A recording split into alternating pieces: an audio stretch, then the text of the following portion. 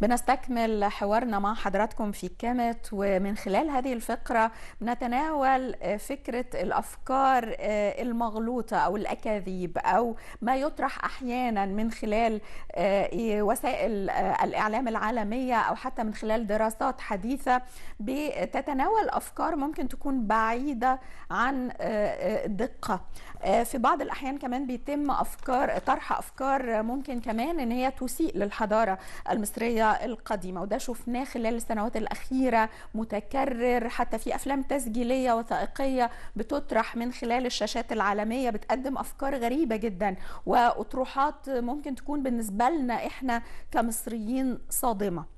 ده حصل وتكرر كتير جدا، ولازم يكون له رد، ولازم طول الوقت ان احنا نرد مش بس بآراء ولكن دراسات موثقة وتحليل لهذه الأفكار المغلوطة والكاذبة، ونحاول ان احنا كمان نفند هذه الأفكار ونرد عليها في وقتها عشان لا يتم ترسيخها في ذهن الأجيال الجديدة.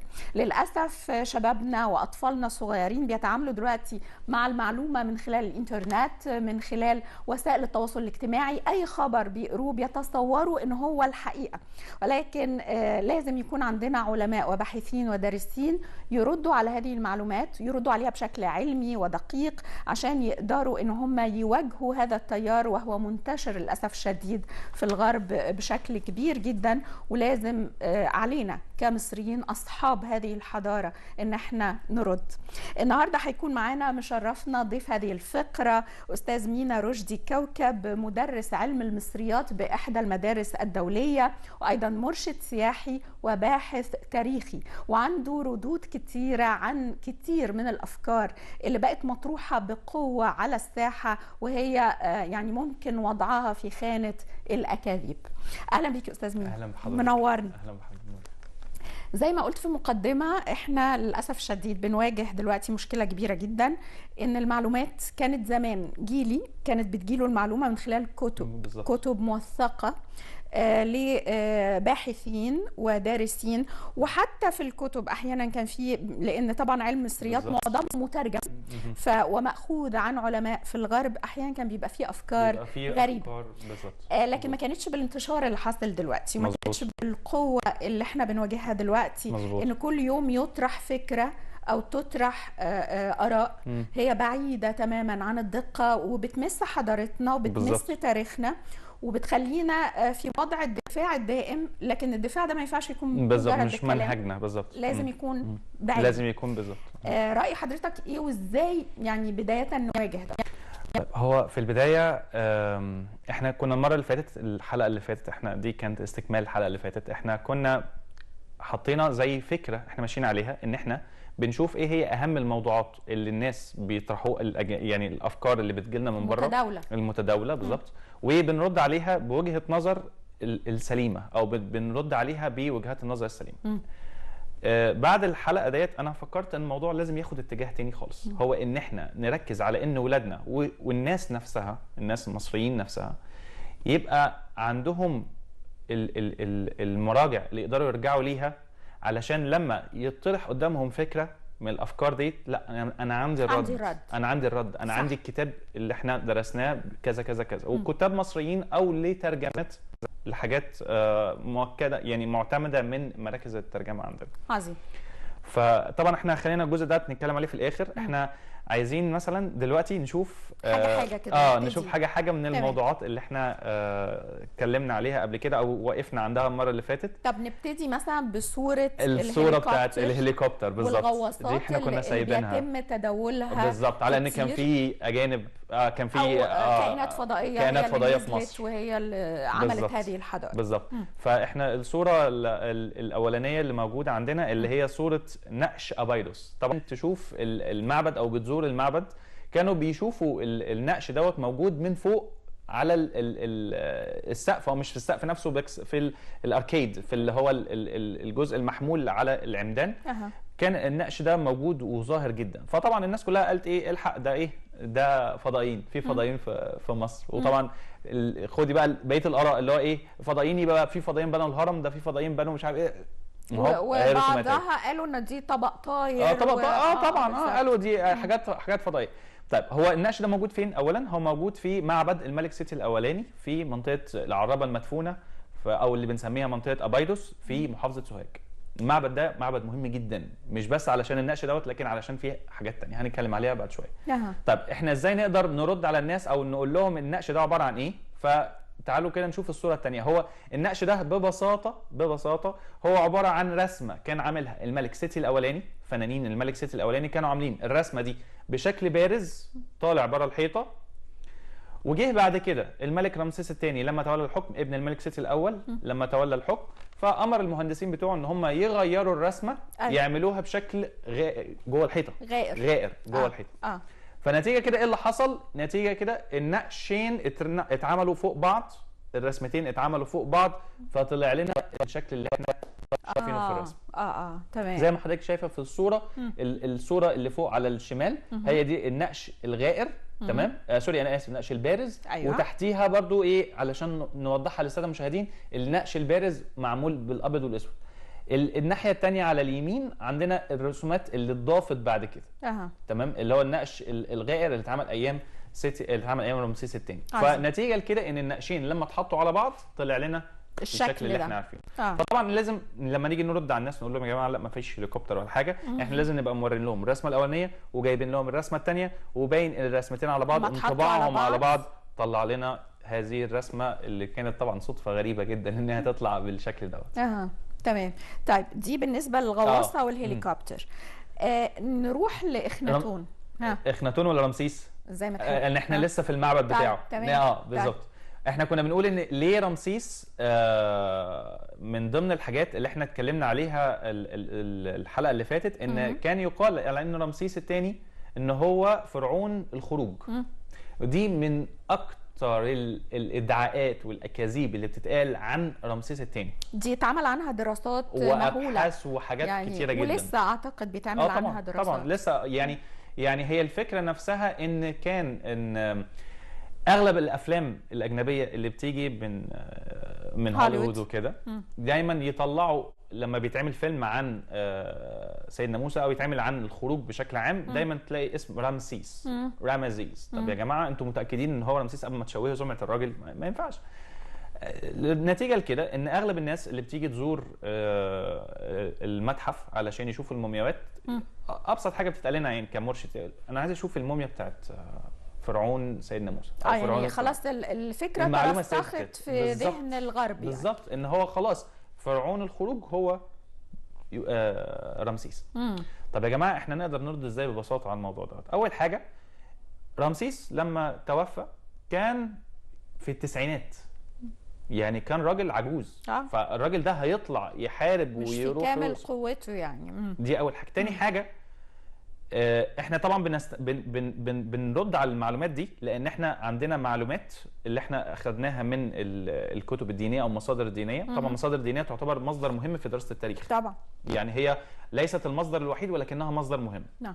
فالكتب الدينيه سواء القرآن الكريم او التوراة قالت لنا ان كان الفرعون دوت كان خرج ضد بني اسرائيل وطاردهم في الصحراء وحصل الخروج وشق البحر والخروج. طيب اول حاجه رمسيس كان راجل كبير في السن، كان في التسعينات لما مات.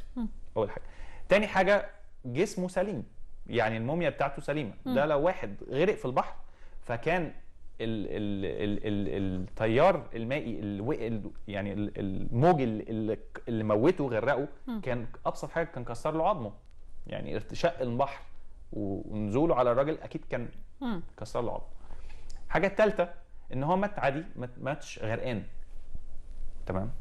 طيب ده اللي اثبتته دراسات على الموميا. ده اللي اثبتته دراسات على الموميا. السؤال ليه الناس بتقول ان هو فرعون الخروج؟ اول حاجه قالوا نسبه الملح فيه عاليه جدا، يعني احنا نقدر نشوف الصوره صوره الملك رمسيس.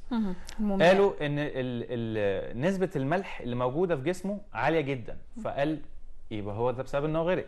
طيب يا جماعه انتوا ناسيين التحنيط بالملح بالظبط، ان التحنيط اساسه الملح، ملح النطرون. ده اساس بالظبط، ملح النطرون. فملح النطرون اللي بيتجاب من وادي النطرون، تمام؟ الملح ده دي الصوره ودي الصوره اللي بيتعمل لها ريكونستراكشن، يعني الكمبيوتر بيعمل لها اعاده احياء، تصور شكل تصور لشكل للموميا. كان رمسيس الثاني كان راجل يعني شكله كان وسيم جدا. يعني وفي اشقر، في ناس بتقول ان هو اشقر، كان وسيم قوي رمسيس.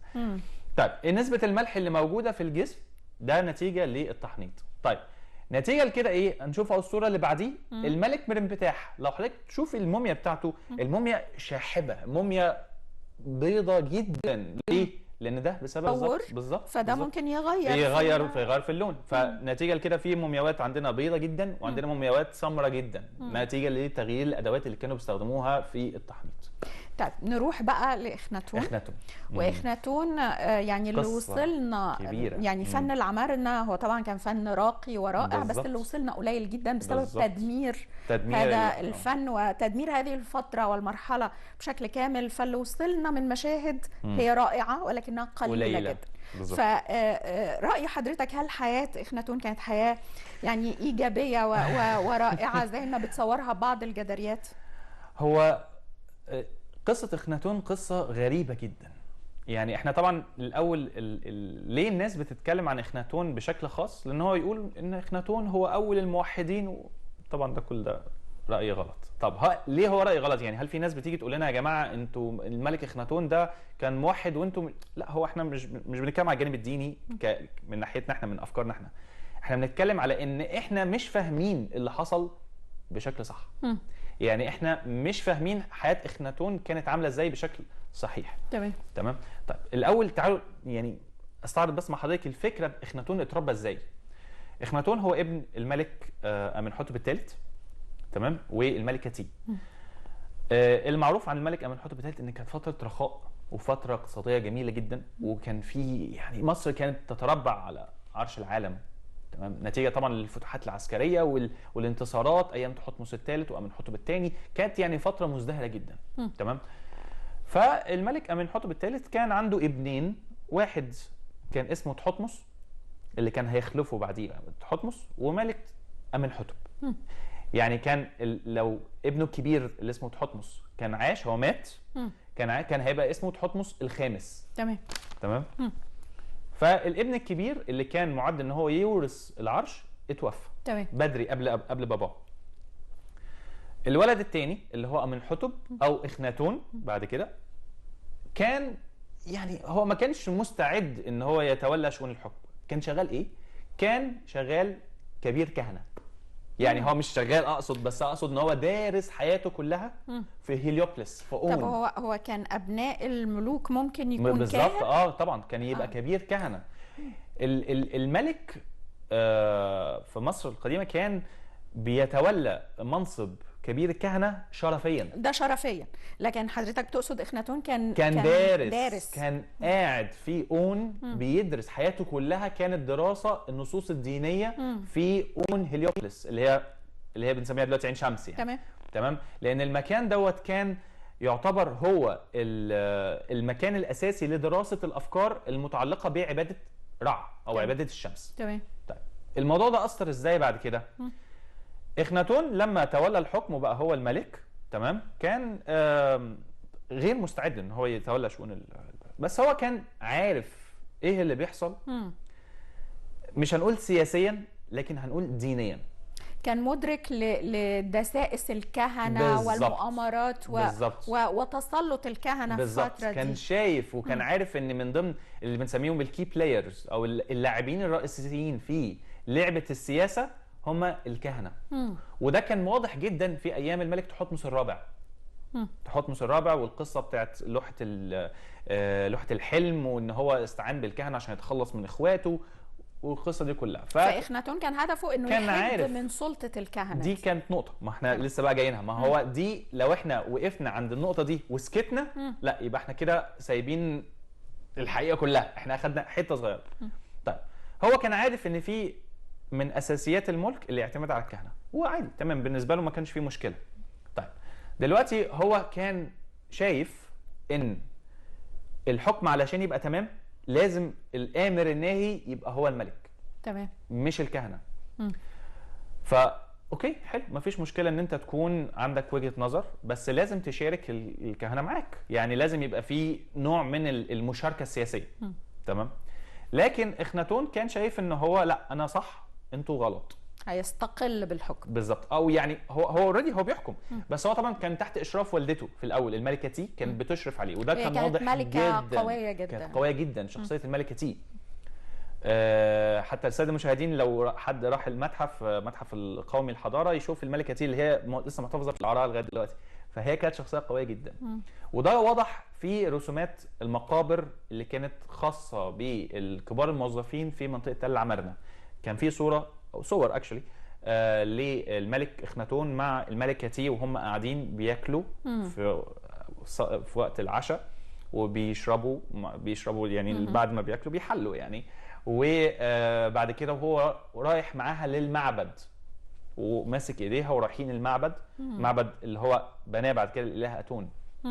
هو ده كان بيميز فن العمارنه ان هم بيصوروا الحياه اليوميه بس والطبيعيه. في نقطه بقى هنتكلم عليها دلوقتي، يعني في تعقيب على الموضوع ده. طيب دلوقتي احنا الملك اخناتون طلع على العرش بمساعده وكان تحت اشراف والدته الملكه تي، وكان واضح ان اخناتون كان عنده ميول غريبه في ان هو يعني لا انا مش عايز اسمع كلام الكهنه، انا عايز استقل عن الكهنه، انا عايز يبقى ليا الشغل بتاعي. المؤرخين بيقولوا ان الملكه تي كانت بتأيده في الكلام دوت. تمام. طيب ايه اللي حصل سياسيا؟ احنا عارفين ان اخناتون لما لقى ان الكهنه بيستأثروا بكل حاجه فهو قرر ان هو يقلل من السلطه بتاعتهم. تمام. بدأ الديانه الجديده بتاعته. النقطه بقى الاساسيه اللي الناس بتتكلم فيها ان هو كان موحد، لا هو ما كانش موحد. امال ايه اللي حصل؟ اللي حصل ان هو ضم صفات الالهه كلها اللي كانت عند المصريين القدماء وضمهم في شخص الاله اتون. طيب هم سالوه اله الشمس، بس هم قالوا له في الاول في نقطه، قالوا له اتون شكله عامل ازاي؟ فراح رسم او قال لهم ان اتون هو شكل الاله رع. طيب هو الاله رع شكله عامل ازاي؟ دي بقى نقطه ناس كتير ما تبقاش مدركه ليها. الاله رع لما بيجي بيترسم شكل حورس وفوقيه قرص الشمس، يعني صقر وفوقيه قرص الشمس. فلما اخناتون صور رسم لهم الاله اتون راح رسمه لهم بشكل صقر وفوقيه قرص الشمس. طيب بعد كده عمل ايه؟ لغى الفكره دي، راح رسم ازاي؟ رسم قرص الشمس بس واشعه والاشعه اللي نازله منه. تمام. طيب ليه هو استغنى عن رسمه اللي هي الرسمه الاساسيه؟ علشان ما يبقاش فيه التباس ما بين رع وما بين الاله بتاعه اتون. طيب سؤال بقى، هل اتون كان اله جديد على المصريين القدماء؟ لا ما كانش اله جديد، كان في اله اسمه اتون قبل كده، كان واحد من اشكال الشمس. تمام. طيب بس هو ما كانش اله معروف يعني. فهو راح قال انا الاله اللي انا هعبده هو اتون. طيب هل عند المصريين القدماء كان في مشكله ان الملك يتجه لعباده اله جديد؟ لا خالص، بالعكس ده كان كل ملك بيجي من منطقه معينه كان بيجيب الاله بتاعه معاه. بالظبط. يعني مثلا الملك منتحتب الثاني في الاسره ال11 جه من طيبه جاب معاه الاله امون. تمام. وبدا الاله امون لان هو اله امون اله محلي في منطقه طيبه. لما كانت العاصمه في هليوبلس او كانت في منفس كان الاله بتاح والاله رع كانوا هم الاساسيين، كانوا هم الاكبر الهه. بس يعني عفوا في الجزئيه دي كان بيبقى في اله اساسي ولكن في اعتراف بكل الالهه. بالظبط. لكن بالنسبه لاخناتون هو عظم بالزبط. هذا الاله وثبته، عشان كده قيل انه اله توحيد. بالظبط. اللي حصل مع اخناتون ان هو لما قال لهم ان هو بيعبد الاله اتون الكهنه ما كانش عندهم مشكله، عادي عايز تعبد اتون، عايز تعبد رع، عايز تعبد اللي تعبده، تمام، ما فيش مشكله، ما عندهمش مانع. طيب قال لهم يا جماعه انتوا كمان هتعبدوا الاله اتون، ماشي نعبد الاله اتون ما عندناش مانع. الشعب يعبد الاله اتون، يعبد الاله اتون، لازم ماشي ما فيش مشكله. طبعا الناس ما كانتش فاهمه ليه؟ لان دي كانت ديانه جديده بالنسبه لهم. طب احنا يعني الديانه المصريه القديمه ديانه او الافكار المصريه القديمه فلويد، يعني مستمره مئات والاف السنين، فالناس اوريدي عندها ادراك للموجود. ففجاه كده اصدمهم اقول لهم لا انتوا هتعبدوا اتون. والظريف بقى ان علشان الناس تعبد الاله اتون، لا هم مش بيتعبدوا لاتون دايركت شخصا، هم بيتعبدوا لاخناتون وهو بيتعبد لاتون، كانه بيوصل. بالظبط. طيب نرجع للنقطة السياسية قبل ما نتعمق في الدين. سياسيا ايه اللي حصل؟ بدأ ان هو يجبر الناس ان هم يعبدوا الاله اتون تمام، الناس ما عندهاش مانع. لما لقى ان الناس نفس اللي هم الشعب مش متحمسين للموضوع ولا الكهنه بيأيدوه، فقرر اخناتون اعلان الحرب عليهم. مش من قبيل ان الناس مش عايزين يعبدوا، لا، علشان مش عايزين يسمعوا كلامه. يعني هم مش عايزين ينفذوا الاوامر بتاعته. فاصل الناس الكهنه هيعملوا ايه؟ الكهنه هيسيبوا عادات تقاليدهم ودينهم ويروحوا يروجوا لفكر جديد الملك عايزه؟ ما هو برضه بالعقل الموضوع مش منطقي. طب بس اللي كان بيطرح في هذه الجزئيه ان هو كان بيحارب تسلط الكهنه. ما هو ده صحيح، ان فكره الكهنه كانوا متمسكين بما هو قديم بالكنوز مش اللي عندهم، عشان بالزبط. هم مش معترفين بالديانه الجديده، عشان هم عايزين يفضل يحتفظوا لهم من سطوه مناصبهم. بالظبط. فهو كان بيحارب هذه السطوه. حلو. هو عمل ايه بعد كده؟ يعني انا دلوقتي نفترض ان انا مختلف مع الكهنه في النفوذ بتاعهم. هعمل ايه؟ هحجمهم، هقول لهم لا معلش ما تتدخلوش في شؤون السياسه، ما تتدخلوش في شؤون كذا. تمام. لكن مش هروح اخترع ديانه جديده، يعني مش هروح اخترع نظام جديد واغير، انا كده بقضي على النظام القديم علشان طب اخد نظام هو جديد. ممكن تكون دي قناعاته، يعني كان مقتنع ما هي دي بقى النقطه، الديانه، هي مش مجرد دي بقى لان النقطة. الاشعار اللي مكتوبه في الاله ده يدل على ان واحد حابب اللي هو بيعمله، وعشق وحاله من الادب الراقي جدا. فاعتقد ان دي مش ممكن تكون لمجرد الهوس بالسلطه. بالظبط. ما هو ده حقيقي. هي الفكره، ما هو انا عشان كده قلت لحضرتك ايه في الاول، ان هو درس حياته كلها، كان دارس في هيليوبوليس. دي الكلام، الاشعار اللي كتبها اخناتون في اتون يدل على ان ده واحد عايش الحاله اللي هو طبعا فيها. بالظبط. طبعا. طيب سياسيا ده طبعا بهدل البلد. طيب عمل ايه اخناتون بعد كده لما لقى ان بدات في مؤامرات ضده؟ يعني هو اخناتون كان عنده شويه بارانويا، كان عارف ان الناس مش متقبله الفكر والكهنه مش هيسيبوه في حاله. فقرر ايه الخطوه الغريبه؟ ان هو ينقل العاصمه لمكان تاني. اتنقلت العاصمه فين؟ مدينه تل عمارنة اللي هي كان اسمها اخت اتون. طيب الحته دي بقى يعني دي غريبه جدا، اللي هو ايه، كنت انا بشرح للولاد في المدرسه عندي، بقول لهم القصه بتاعت اخناتون، فانا كنت كاتب اسم الدرس اخناتون، فالولاد بقول لهم ان اسم العاصمه بتاعته اخت اتون. انا رحت كاتب اسم الدرس اخناتون، كاتب تحت ورحت كاتب اخت اتون. بعديها بصيت كده، ده ايه النرجسيه دي؟ ده مسمي المدينه على اسمه. يعني هو عامل المدينه باسمه. انت متحامل انا متحامل شويه، انا عارف، وانا بحبه. ما انا بص، هي الفكره، فلازم ادافع عنه. احنا طبعا لازم راي وراي الاخر، لان احنا لو ما تجادلناش انا هتبقى معلوماتي عندي قاصره، ومش يعني مش هستزيد من اللي عندك، لان احنا كل ما بنتناقش. لا طبعا، العفو طبعا. لا انا بتكلم في دي منهجيه. لا انا مجرد بقول منهجية. انطباع من خلال قراءات قديمه، ممكن تكون قديمه برضو يعني. لا هو غير انها الفكره في ايه، ان انا زي ما بقول لحضرتك، انا وانا مع الولاد بنتناقش في الفصل، انا بطلع بافكار جديده. يعني الولاد، لا اصل هي يمكن عشان في الجزئيه تحديدا الخاصه بالبرديات اللي فيها مناجاه اخناتون للخالق، هي يعني مش بس شديدة الرقي والعذوبة والجمال، هي تصلح انها تبقى مناجاة للخالق الآن، حتى الآن. بالظبط. يعني بالزبط. هي فيها شعر وفيها سمو أخلاقي. بالزبط. فأنا أعتقد يمكن حضرتك كنت بتتكلم ان هو نرجسي، لكن انا شايفاه مثالي.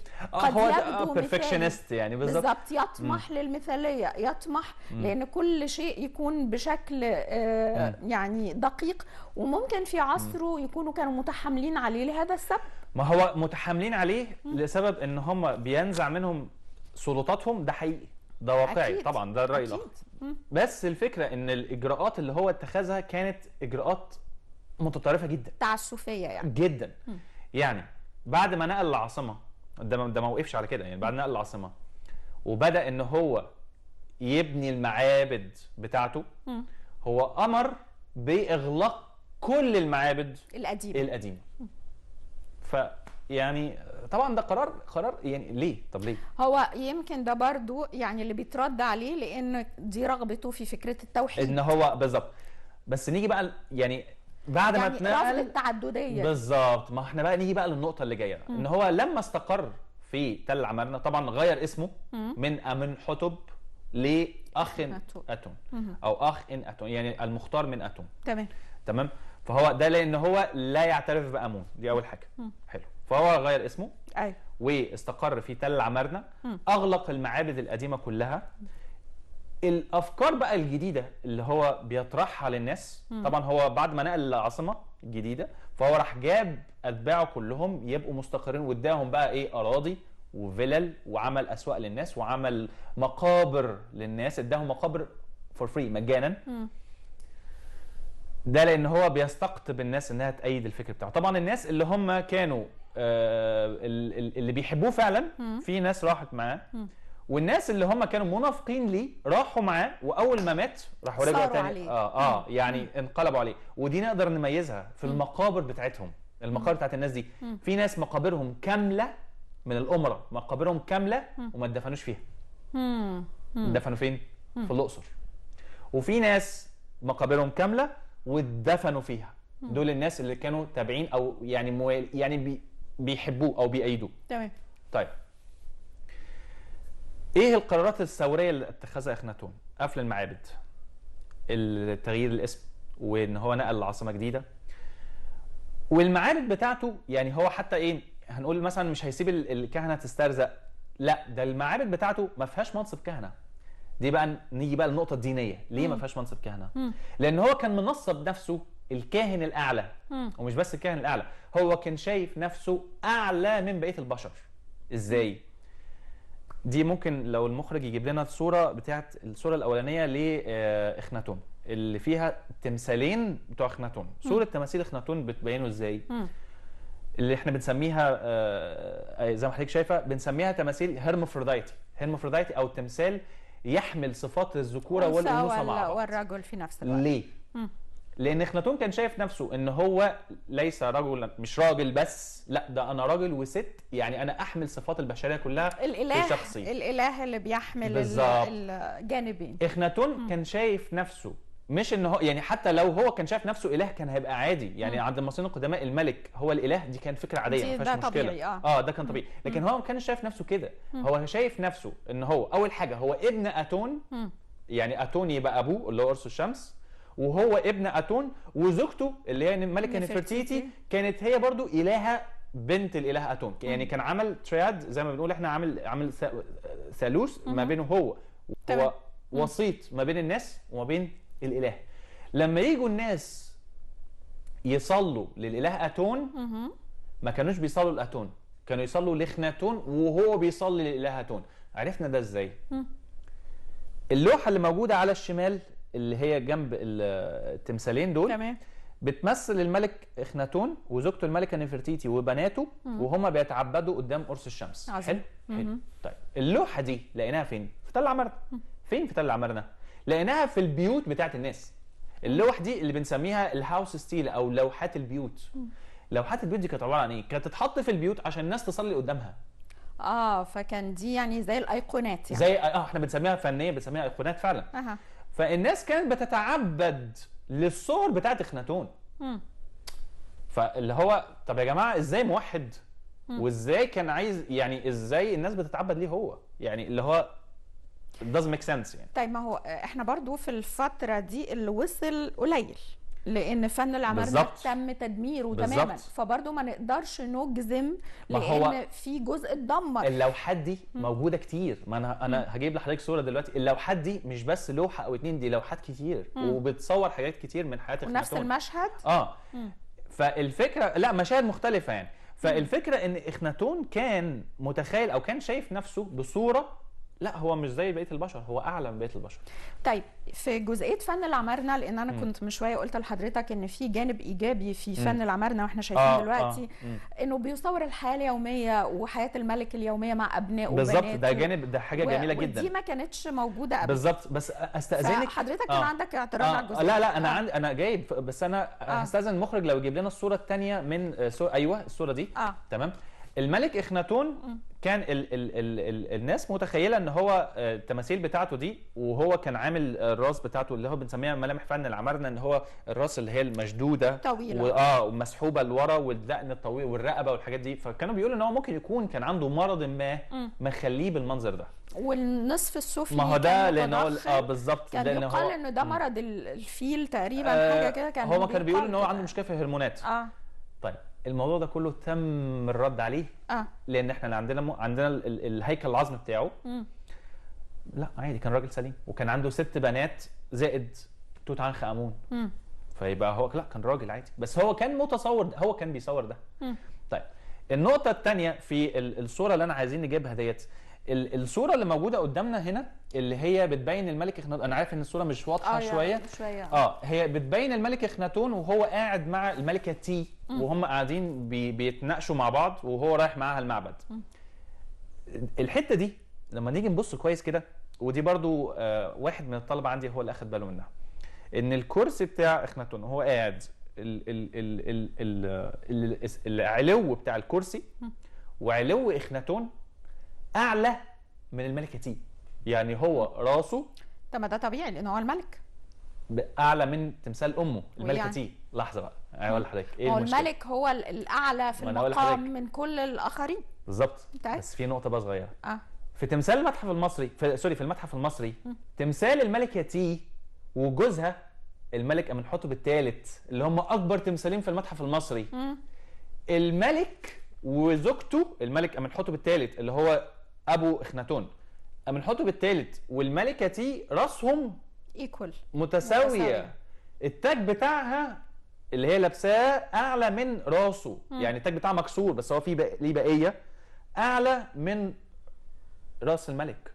يعني امنحتب الثالث وتي كان بيحبها لدرجه ان هو عملها راسها براسه متساويه. فيجي اخناتون اللي هو ابنه وهو قاعد يبقى قاعد اعلى، وهو ماشي في الصوره وهو ماشي معاها يبقى اعلى من امه. غريبه. هو كائن غريب. يمكن فكره ذكوري مثلا، مش عارفه. يعني انا برجع النرجسيه بتاعته. يمكن يعني برضو يعني طبعا دي يعني تترك للدارسين. انا يعني بس انا بقول يمكن ان برضو هو صاحب فكر مختلف، فكر جديد، فكر اصلاحي احتمال. ودي كانت وجهة نظره زي ما حضرتك قايل ان قبل كده كان الملك ظل الله على الارض، ولكن هو كان الوسيط بين السماء والارض. فممكن يكون عنده فكر اخر. فكر غريب.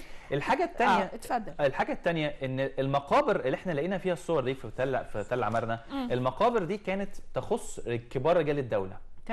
تمام. لما نيجي نقارن ما بين رسومات المقابر في فتره اخناتون في تل عمارنة ومقابر المملكه القديمه او المملكه الوسطى او المملكه الحديثه بعد اخناتون وقبل اخناتون، نلاقي ايه؟ صور الحياه اليوميه زي ما حضرتك قلتي. صور الحياه اليوميه الناس بتزرع وبتشتغل، وصاحب المقبره هو الاساس في المقبره. يعني بيبقى اكبر رسمه في المقبره هو صاحبها، زي في مقبره ميروكا وكريمني في سقاره. حلو. بيبقى صاحب المقبره واقف في اشيك واقوى شكل ممكن، بيشرف على الناس وبيعمل الحاجات اللي هو نفسه انها تتكرر في العالم الاخر. نيجي بقى نتفرج على مقابر تل عمارنة. كل المقابر بتاعه الكبار الموظفين والامراء في ايام اخناتون ما لهمش ولا صوره وهم واقفين في وضعيه كده بيشرفوا على اي حاجه. امال مين اللي مرسوم في المقابر دي؟ اخناتون. برافو. طيب انا منحازه لاخناتون. انت عايزه تسمعنا الجوانب الايجابيه؟ لا احنا عشان نلحق سريعا ما ممكن نشوف الجوانب الايجابيه ولو مش مشكله لو ما فيش مشكله. تمام اتفضل. انا علشان الناس انا عارف نكمل اللي هو نفسه انها تتكرر في العالم الاخر.